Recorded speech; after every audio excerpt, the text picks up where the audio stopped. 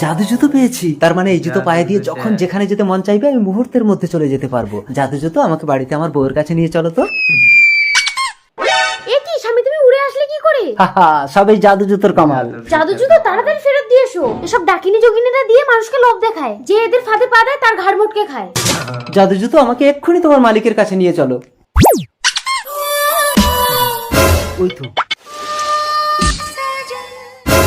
ভয় পেও না, আমি সুন্দরী চপলা। চপলা, তোমার চপ্পল নাও। আমার চপ্পল কেউ একবার পায়ে দিলে আমি আর ফেরত নেই না। বোতল।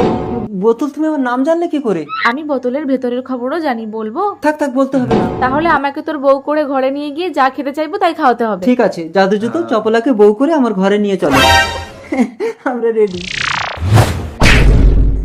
সুক্ত, স্বামী তুমি আবার বিয়ে করে আসলে? কি করবো? ও তো জুতো ফেরতে নিতে চাইছে না, বলছে বউ করে বাড়ি নিয়ে গিয়ে খাওয়াতে হবে। ও কি খাবে শোনো? আমি মানুষের মাংস খাবো। আচ্ছা ঠিক আছে।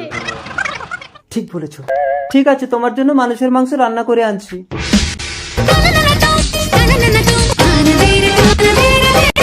এই নাও, মানুষের মাংস রেঁধে এনেছি।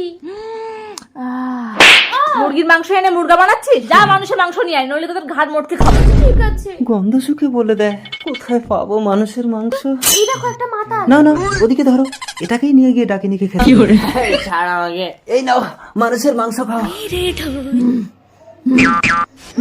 সেক্সি। এই এটাকে মেরে রান্না করে আন। ভাই বাচ্চা, তোর মাংস খেলে ও আমাদেরকে ছেড়ে দেবে।